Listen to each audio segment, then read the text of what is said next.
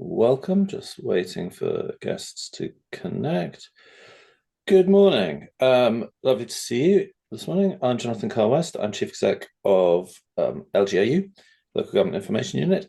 Delighted to welcome you all here to our very first Ask the Expert section of 2026. Fortunately, I have that written down because I'm still struggling with the idea that we're in 2026, but we are, and this is the first time we've done one of these in 2026. So welcome.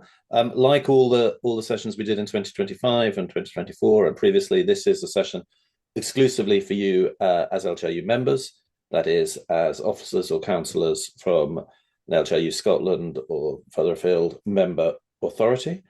For those of you who may only have experienced LGIU through our briefings or our daily news updates, just wanted to give a tiny bit more detail on who we are. We're the UK's biggest independent local government membership body. We were created by three English councils back in 1983. And over the years, we've expanded to Scotland, Republic of Ireland, Northern Ireland, Australia. And today, your council is one of more than 300 members across the world. Our job, our role, is to empower local government. And in practice, that means we're here to support you every day in the vital work that you all do for your communities, for your places. And our team of experts is here to make sure that you're informed, engaged, connected, and that you're listened to. And we do that with guidance on legislation, with insight, analysis, shared learning, with training, with original member-driven research. And that's what we're here today to talk about, bringing you together to talk about some of the research we've done recently on the state of local government finance in Scotland. That is, of course, a pretty big and pretty thorny topic, and we only have an hour. We're very keen at LGIU on quick intervention, so we do keep it to an hour and hopefully leave you wanting more. We're going to be exploring the findings of our latest research, which looks at the sector's view on the current state of play and crucially at how those at the sharp end of local government think that funding and finance could be changed for the better.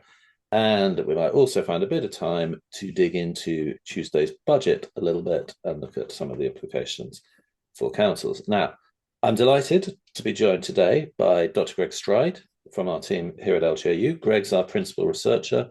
He's our lead expert on all things local government finance related, and he leads our finance work in Scotland.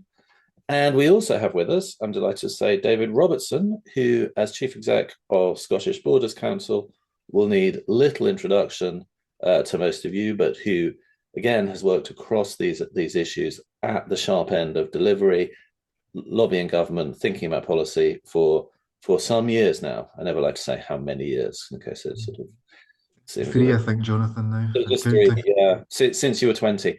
Indeed. But before we get on to our experts, a little bit of housekeeping. We're going to be recording the presentation from today's session, but we'll turn off the recording for the Q&A. We will observe Chatham House rules for that discussion. I say these things to give you a sense of security and a freedom to speak your mind. I don't know why I say them because I've never in any local government context ever had the sense people tend not to hold back. But if you were feeling that you might hold back, please don't feel you have to, because this is a Chatham House conversation.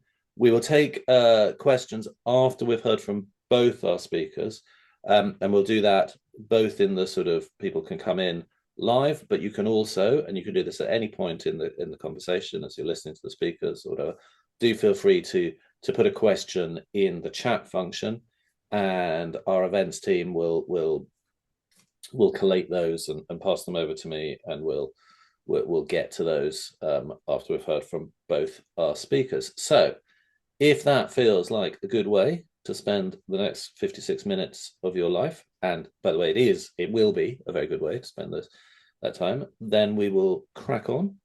And I'm going to hand over to Greg, who's going to run through some of the key findings from our State of Local Government Finance in Scotland survey, and perhaps give us a couple of reflections on how Tuesday's budget does or doesn't reflect and resolve or not the issues that we found there. Greg, over to you. Yeah, thank you very much, Jonathan, and thank you to everybody else for being here. I will start by attempting to share my screen, and if that goes well, then it will be a positive omen for the rest of the event. How does that look? It's all good. Perfect. Yes, thank you all for coming today. As Jonathan mentioned, we're going through the state of local government finance in Scotland research that we did at the end of last year. So this is why it's the 2025 report, despite it now being 2026. We wanted to do it before the Scottish Government budget, which unfortunately continued to go back and back and back until we got it just earlier this week. So it's a very significantly late budget by Scottish Government this year, which is why our publication is slightly later than it normally would be. So, who did we speak to this year with our survey?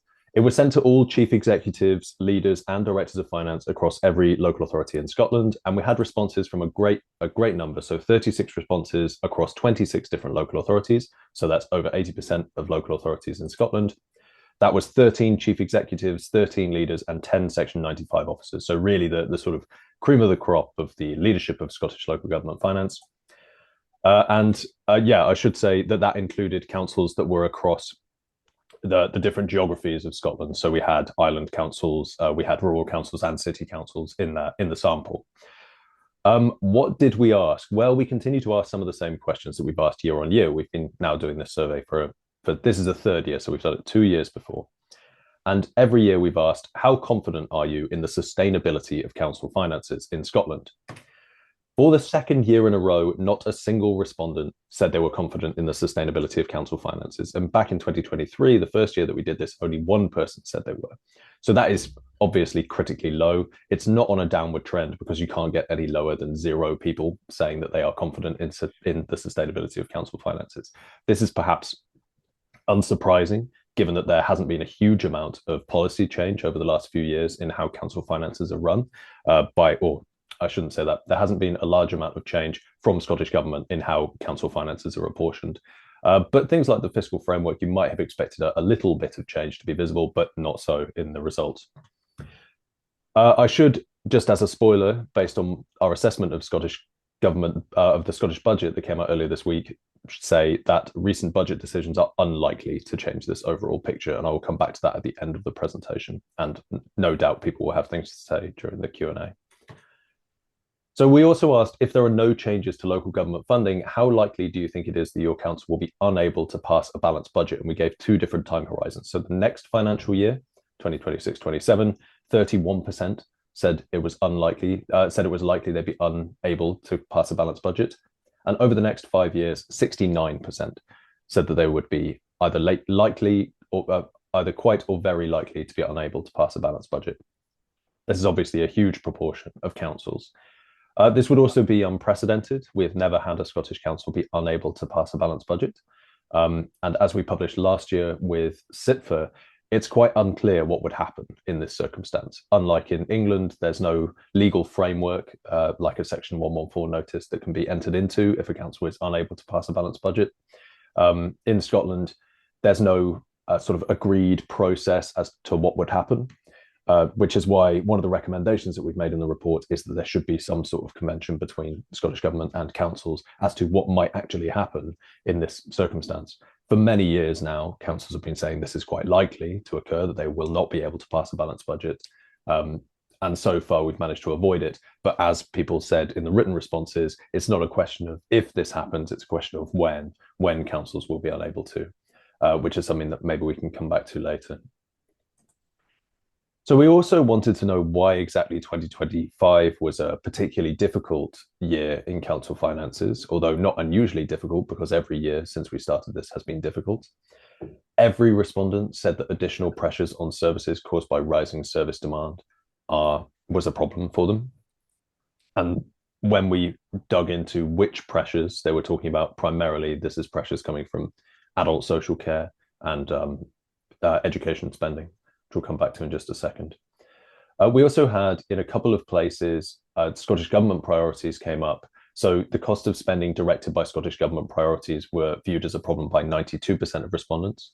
And this is, when we talk about directed spending, it means spending, for anyone in the core who's not sure, it means spending where Scottish Government says, well, you have this pot of money and you can do with it what you want, but you have to make sure that you fund this programme first. And primarily where councils talk about this, it's in the case of integration joint boards being funded, or in the education space, particularly with the pupil-teacher ratio being particularly expensive as a priority. You also see slightly further down on the list, although not much further down, the ring fencing of local authority budgets at 86% saying this is a problem. And this is slightly different from directed spending. This is a case where where Scottish Government says, here's the money that you have and you have to spend it on this. So it's a very difficult situation for councils to be in. It means that there's not much discretion over what councils can spend their money on, which is obviously an issue for them. Then we have the kind of macroeconomic problems. So recruiting and retaining the staff necessary for essential service provision. Again, over 90% of councils said that was a problem. The workforce crisis is, as we've seen, across all levels in council staffing, and it affects different councils differently, but here we can see it does affect all councils. You have problems on the front line. So in recruiting for adult social care and retaining adult social care staff, it's very difficult.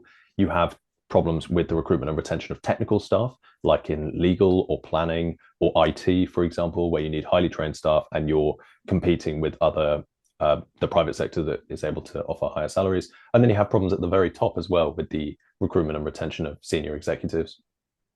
And also on the macroeconomic side, we have inflation. And inflation is just always going to be a problem for council budgets in the same way that it's a problem for all budgets. But particularly inflation in some of the areas where councils spend a lot of money, like adult social care, is worse than it is across the wider economy. And then finally, we have population change, which affects different councils differently. So there's two different types of population change that usually come up. One is the aging population. As people get older, then their council tax bases go down, essentially, because fewer people are able to pay. And as people get older, adult social care service demand goes up. And that is unlikely to change over the next few years unless a lot of people start having a lot of babies. The other type of population change that we see is population movement. And this affects, again, different places differently. Cities are seeing their populations grow, and lots of rural areas are seeing their populations decline. And population decline is particularly difficult to manage because it means that there's more workforce pressures. Finally, down here at only 31%, we have my council's level of debt. This was seen as a problem by a smaller proportion of councils, although 30% is still relatively large. And that's the reason that debt is a problem, even though it's a problem for revenue budgets, is because you have to pay back debt, essentially, and debt servicing provision can be very expensive. But even though this comes up periodically in news stories where Scottish councils have ballooning debt of XYZ million pounds, that isn't seen as an issue by most councils. Debt servicing provision isn't a serious issue by most. So we asked, what are you going to do about these issues? And again, there was a high level of agreement between councils. So every council that we spoke to said they would be reducing spending on services and increasing council tax. And when we asked how much you're likely to be increasing council tax, 70% of councils said from 5 to 10%, and 22% of councils said from 10 to 15%. There were also a few saying over 15% and a few that didn't want to answer, which is why these don't add up. But I mean, these are large increases in council tax, above the headline rate of inflation at the moment. But obviously, as we all know, council tax in Scotland is playing a constant game of catch up from the years in which it is frozen.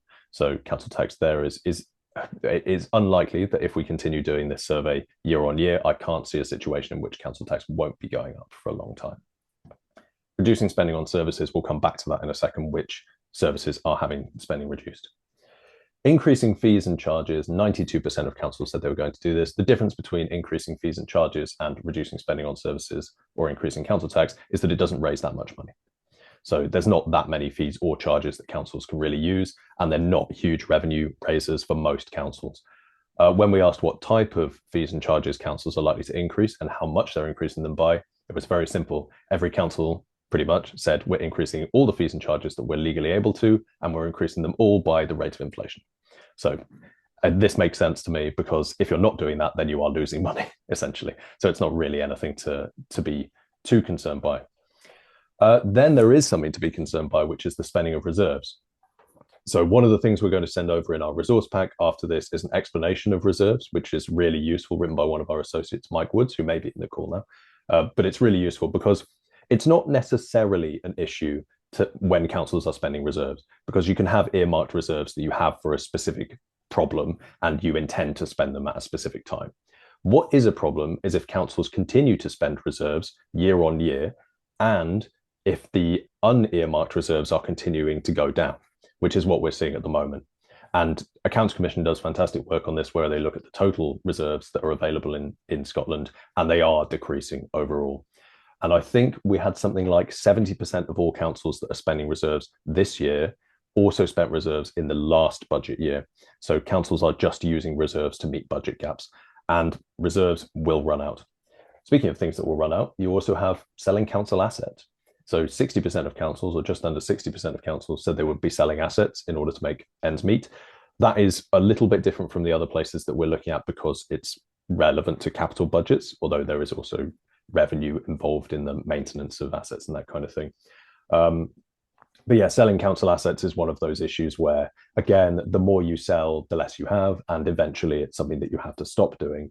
You can also get into some very awkward budgetary positions where you have to sell something to meet a short-term budget gap, but you still need those buildings, so you end up having to buy more later on, or you have your population increasing, or you can get into a really awkward position where you do something like a sale and lease back agreement, where you go from owning something to having to pay rent on it, which is a very difficult position that some councils find themselves in. Then we have increasing commercial activity at 44%. This is higher than it has been in previous years. And I'd be really interested if anyone in the call has any insights onto what types of commercial activity councils in Scotland are looking at. Obviously, we know that the planned introduction of the general power of competence in Scotland, which would increase the scope of commercial activity, hasn't happened yet. So, well, may not happen. But we'd be really interested to know what type of commercial activity councils are looking at. And importantly, how much money is this likely to raise? Because our situation in England would suggest that it is all over the place how much money you can raise from commercial activity. Some councils do very, very well out of it. Most councils don't do that well out of it. And how well you do out of it is completely unrelated to how much money you need. That's kind of the big issue, is that it doesn't help councils that necessarily need revenue, because they're more likely to be in deprived areas where commercial investment is not exactly a huge thing anyway. So it'd be great to hear some perspectives on that. A third of councils said they were either introducing or increasing their visitor levy. Now, this is a really interesting. We, for a long time, have been talking about visitor levies and how they're a good way for some councils to make a bit of additional money. It's not surprising that not every council is doing this, because it's not a great way for every council to make money. Not every council has a huge tourism sector, and actually administering a tax like this is quite hard. But yeah, the few councils that are using it are seeming to find it very useful. Then we have down here a couple of sort of irrelevant, or not irrelevant, but quite small ones on both increasing and reducing borrowing. Reducing borrowing means that you have to pay less back, so that's useful in the long term, but only 6% of councils said they were doing that, and only under a fifth of councils said they were increasing borrowing. So again, the debt story is not the major story here, despite the fact that it occasionally gets picked up in the news.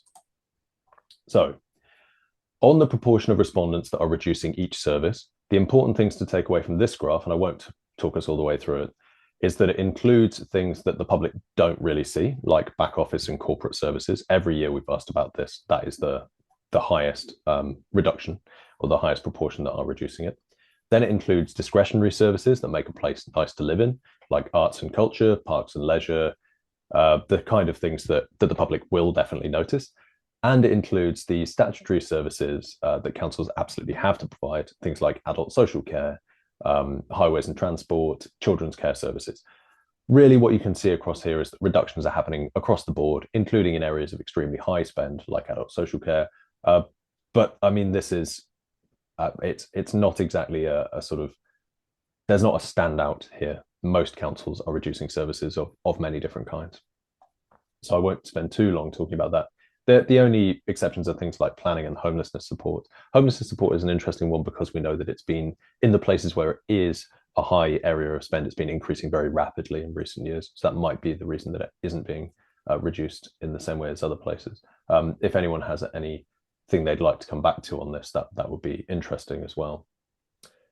Then we asked respondents there, the proportion of respondents that agreed with a series of statements on council services, and we wanted to hit the kind of difference between the nice to have services and the absolutely have to have services. So 89% said cuts to services will have a negative impact on quality of life in your council. And it's easy to imagine why this might be.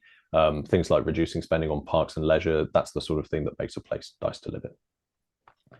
Then cuts to services increase the risk to vulnerable people in your council. This is one of the most shocking results from this study. 89% again agreed with that statement. Increasing the risk of vulnerable people is obviously not in anyone's best interest at all, and increases the risk of quite severe consequences, and particularly when we look at things like adult social care being reduced or services being reduced. And then we asked a kind of the question about when this might cross the line into being something that the council can't legally do. So we asked whether they agree with the statement, there is a danger that financial constraints will put your authority in a position where you no longer have enough funding to fulfill your statutory duties in 26-27, and 44% agreed. And this is terrible for a number of reasons. Number one, obviously, people should be able to expect the services that they legally have a right to. But number two, this means that councils will be at risk of legal challenge, and that is, besides everything else, exceptionally expensive, being at risk of legal challenge there, judicial review. So a very difficult situation for councils, and that's nearly half of all respondents saying that. To move on, where are the biggest service pressures? I think this will be unsurprising to anyone in the call. The greatest short-term pressure across most respondents was adult social care. The spending on integration joint boards came up, and in the actual report, if you want to read more about that, the spending on integration joint boards came under significant criticism. Then there's spending on children's services, homelessness, and education. These are all acute services, they're all statutory services. So very, very difficult for councils in the short term to meet these budget gaps. And how is it likely to change over time? Well, in the long term, it looks like adult social care is just increasing even more, to 74% of all respondents saying that adult social care is likely to be the greatest pressure. As I mentioned earlier, this is likely to be an effect of a population that's getting older and iller over time, but also you have increasing unemployment and various factors that mean that more working age adults are also receiving adult social care. To move on again, we asked a series of questions about what needs to change. So I've been going on for quite a long time there about everything that's bad, which I don't really like doing. So we're going to come on to a few things that could be done to make things a bit better. We asked which policies would have a positive impact on council finances. 88% agreed that ending ring fencing would have a positive impact. This is unsurprising considering it's what was agreed to in Verity House in one way or another. So for a few years now, we've been expecting an end to ring fencing. We've been hoping that ring fencing will decrease, considering that's what local and Scottish government have signed up to. But as we saw in the budget earlier this week, that does seem unlikely. And there are still more commitments coming that put local government in a position where they have to spend money on ring fence priorities. Multi-year financial settlements. So that's where instead of getting a grant year on year, you would get a grant for multiple years. That was seen as positive by 85% of respondents. That again, Scottish Government, I think, has responded to this request, and COSLA has been making this case for a long time now. Essentially, it's considered to be very difficult because of the way that Scottish Government gets its grant funding from the UK government through the Barnett formula. But I think that's something that we should be looking at. What are the possible ways in which medium-term financial planning can be enabled in Scottish councils? Then we had some interesting and more radical proposals, like a local share of national taxes, things like VAT, income tax. And that would be where councils would get, a set amount of income tax, for example, 1% or whatever else. And that would be for theirs to spend as they like. This is very, very common in other countries. You see this in places like Germany or Japan or Italy. It doesn't happen anywhere in the United Kingdom, but it is a way that you can ensure that the taxes that fund local government are more buoyant. So council tax, one of the big problems with it is as the economy grows, it just stays exactly the same and it becomes more disproportionate over time. So different people are spending different amounts. It's more regressive over time. Things like income tax or VAT, they would increase over time. And then having more freedoms to levy other local taxes. So these are the ones where different councils might be able to introduce and levy different taxes depending on what would work in their area. So in international examples, you see things like a local fuel duty or things like a dog tax. Tourism tax was historically an example of this and is one where it has actually come in. So yeah, more freedoms to levy other local taxes that could work. You might see things like water taxes or these sorts of things. Ending competitive bids for funding. 65% were in favor of that. I'm actually surprised that that's not higher, but it might be because competitive bids for funding are not seen as a major issue across all Scottish councils. It really depends on how much time you're spending on them anyway. This is something that the UK government has now said it's going to stop doing. So applying for things like levelling up funding should hopefully be a thing of the past, although we'll see. And yeah, I think that's something where we can understand why councils are not in favour of that. Reforming council tax, just under half said they were in favour of reforming council tax. What kind of reform? Well, I don't think anyone mentioned introducing 2 new bands, but a few people did say that rebanding would be a good idea, and a few more people said that revaluation is in order, and I think that's something that probably everyone on the call can agree with.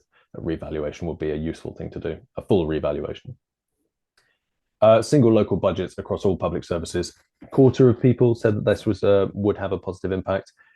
I think that can be read alongside some of the issues that have come from integration joint boards and the issues that that's caused for spending for councils. Maybe we need to look into in more detail. Maybe someone on the call has opinions on this about how place-based budgeting could work and where you see the risks from that. We've also got quite interested over the last few years in the idea of public service reform and what public service reform actually means, because it's something that comes up all the time alongside other phrases like transformation. So I said to people in the response, I just said, what does public service reform mean to you? And the response, the range of responses was really interesting. So some people talked about the single authority model, which is where different councils would be joined together, particularly things like island councils would be joined together. Some people talked about abolishing integration joint boards. Other people talked about place-based public services or integrated services, like I just spoke about. Some people talked about removing the expansion of free universal services. So that's things like the services that have been expanded so that everyone can receive them rather than being means tested. Then a few people talked about structural change. What kinds of structural change were people interested in? Lots of people were interested in whether the number of councils and the populations that they serve are exactly right. And then other people were interested in things like introducing a new layer of government, like the strategic authority layer that you are now seeing being introduced in England. Lots of people talked about moving to prevention, the perennial favourite of the Christie Commission, the idea that money should be spent before services become acutely needed, which is wildly popular in councils for very understandable reasons. Reduction in the number of public bodies. A few people said a bonfire of the Quangos is in order. And I would be interested to hear from the audience which public bodies are sort of not helping councils to fulfill their jobs. Although I don't want to name and shame, but we will be under Chatham House rules. Further decades of discussion without resolution is a more cynical view on it. But I do understand that we're looking at, for a long time, councils have been changing how they work. And to just say we're going to do some public service reform, particularly public service reform that's meant to save in the realm of £1.5 billion, it's quite unclear where exactly that's going to come from. And perhaps the most negative one we had was it is a jargon used commonly by those who are desperately seeking answers when they don't understand the right questions. So hopefully by the end of the day, we will understand at least what the right questions are. There was one comment that I found really interesting that I've included on the next slide. So call it change, improvement, transformation, whatever. More than any other area of the public sector, councils have been adapting to their financial circumstances. And I think we've seen the truth in this, that councils have been as flexible as it's possible for them to be in how they deliver their services over the last few years. And that's some of the place where we've seen imagination come to the fore in how councils have been able to continue to fulfill their statutory duties over time. We also wanted to know what we have to do in order to get to a position where we can implement public service reform. So there was calls for reduced control from the centre, more localised services. These are familiar from councils and feed into the Verity House Agreement, which said local by default. Was it national by agreement? Local by default, national by agreement, I seem to remember, was the call. So it's good to see that still being supported. Less new burdens, a greater focus on prevention and a willingness to be bold and take risks. Trust from government and a truly empowered local government. I think that maybe we can incorporate that as the catchphrase of the LGIU. And then spending some time on visioning what we're transforming to, and then resource the necessary actions to get us there. I think this is really interesting as a reflection, because quite a lot of what we see about public service reform is we are aiming to save this amount of money over the next few years, rather than this is where we're aiming to get to, and this is how much it will cost to get there. And I think that is a very different way of looking at the two routes to public service reform. I don't think it should fully, or I and the respondents to this survey don't believe that it should be fully about saving resources. It should be about what do we want local government to actually fulfill, and more holistically, what do we want the public sector to be able to do? And if we want it to be able to do certain things, we have to make sure that it has the ability and capacity to do those. So the final comment, I think, in the whole shebang is political will which recognizes real sustainable delivery will only take place over the long term, i.e. longer than a political cycle. Brave politicians are required to say to the public, you're not going to like this, and it will not deliver in the short term, but it's the right thing to do. And this is a really difficult thing to do in a budgetary environment where you only have enough money to do things year on year, and you have a situation where Scottish government is, as local government, in a position where the fiscal environment is very, very tight. So I think this call for a more bold vision of the future, as well as a more consensus vision of the future, is something that really does ring true. Oh, now we can move on to the budget for just a few minutes. I only have a couple of minutes left, so I promise I won't harp on too long about this. And luckily, there isn't a massive amount to say. So what was in the budget this year that was helpful? There is going to be no freeze or limit on council tax, which is good news. It's very late good news, and lots of people in our survey actually mentioned that they were worried about this, that it could still be announced at the Scottish budget or at another time, that council tax would be frozen this year as it was in 2023. But luckily, that hasn't come to pass, and that has been announced in Scottish Parliament now, so it would be a huge climb down to then turn around on this. It looks like there's a small uplift in real terms funding, but COSLA has announced their analysis, which sees over £200 million of uncommitted additional revenue funding. So even that small uplift may be cancelled out by the amount that Scottish Government is expecting local councils to spend on new provisions. In terms of capital budgets, for anyone interested, there is no obvious uplift. And it looks like capital budgeting or infrastructure funding more generally, is being centralised more.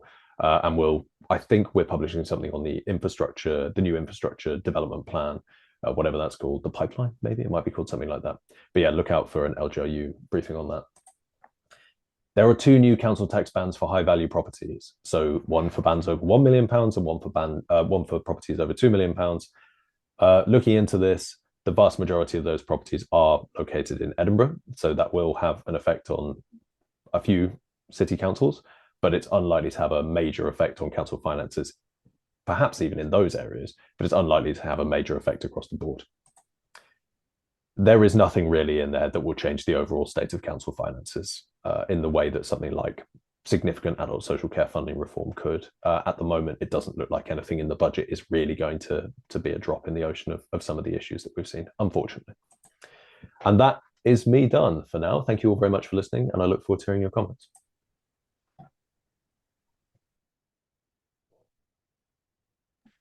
Thank you, Greg. That's really fascinating stuff, and sort of, I don't know, a combination of slightly depressing when we look at the where we are, but also I think lots, a very rich sense of the possibility of how we could do things different. And I guess that segues neatly to you, David, because I know that, I guess what I'm really interested in from you is about how do we move so that we're not just sort of dwelling in, oh my gosh, this is all awful, we're doomed, this is terrible, even though we have to be realistic about the scale of challenge. But what do we need to do as local government, as public servants, as citizens? How do we move forward? How do you see the challenge emerging?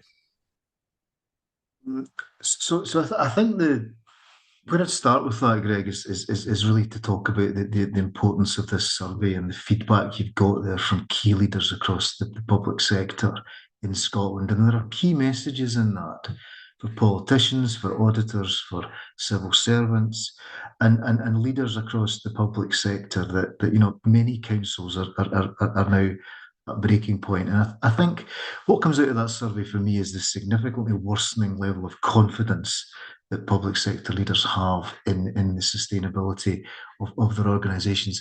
And if we draw parallels around confidence to what we talk about in terms of the economy, and confidence is the key measure of the sort of life of the economy, its vibrancy and the way that we're moving forward in terms of growth. And if you compare that to the confidence in the public services, we are in a really difficult place. Um, what also comes out of that survey for me, though, is that there are really significant key messages, and Greg has touched on some of them around the actions that would help. And I won't repeat them here, they're very clear in the survey.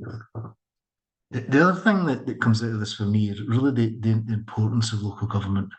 We are a key player influencing the life chances of our young people, the quality of life of our communities, ensuring social cohesion. And, you know, politicians ignore that at their peril, I think. And there is a real mismatch. This comes through the survey between the cost of services and the cost of delivering services and the funding that's available to provide them. Now, the reality is we can't deliver everything, but we do still spend over £15 billion a year on local government services. It's a mind-boggling sum of money, and the trick that we've all got to try and get our heads around is how do we make the best use of that funding in terms of priorities, and the reality is we simply can't do everything we're being asked to do in the way we're being asked to do it. By government and balance the books. I think there's also a kind of growing frustration that we're not really being listened to in terms of the status of local government. We're not really being given the respect we deserve, and we certainly don't have the status that's afforded to local government in other countries of the world. And I think, recognising that fact and changing the status and the relationship between local government and the central government would be really helpful. We have significant constraints operating the system, and they're simply limiting our flexibility in terms of the way that we're being told to do things and the way that we're having to deliver services. Sure, there have been limited progress made in some areas like the Verity House agreement, but in key areas, what this survey says to me is that we have made little progress in terms of multi-year budgets.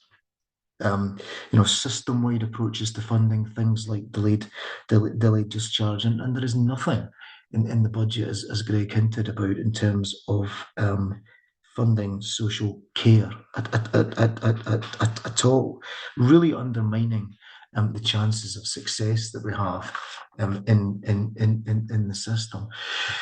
On the more positives, I mean, councils have been transforming services for years. We're a standout in terms of the public sector, in terms of our innovation and delivering efficiencies. But we are now at the point, I think, where we need to quickly embrace fundamental change in order to sustain those vital services. We can't keep doing the same things in the way that we've done them previously. And the survey gives some really key indicators in terms of the actions that public sector leaders think we should adopt in order to move ourselves forward and change the current position.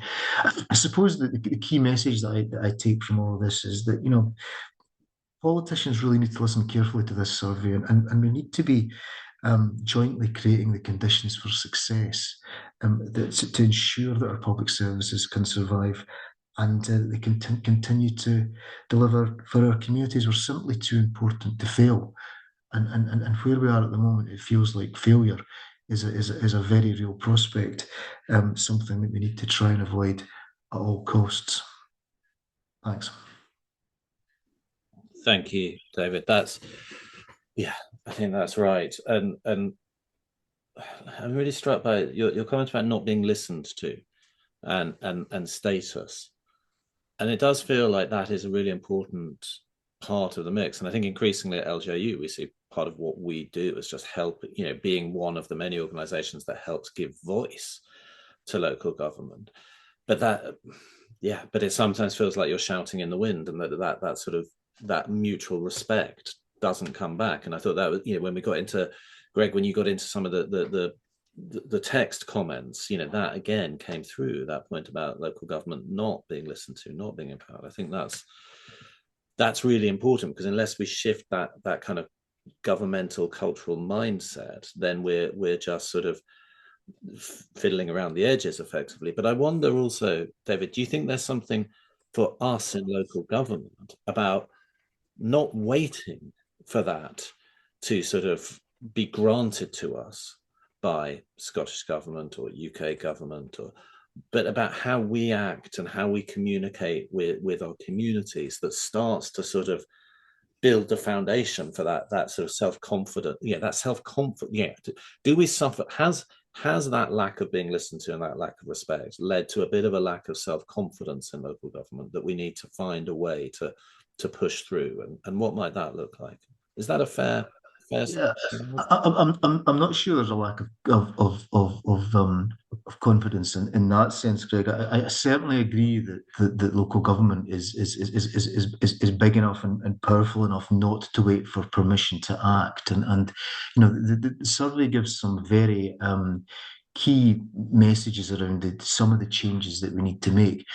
But there are also things I think that are definitely in our gift. We're still not great at sharing services. Do we need to collect non-domestic rates 32 different times in 32 different areas of the country? How could we be joining up our services much more effectively? Should we be waiting to adopt single service models as the island councils are promoting, or could we go further than we have at present without waiting for permission, which may never come? It does feel that we know what to do. If other people aren't listening, then we just need to go on with it. Right. Yeah. I guess my question is then what's stopping us? Look, let's throw it open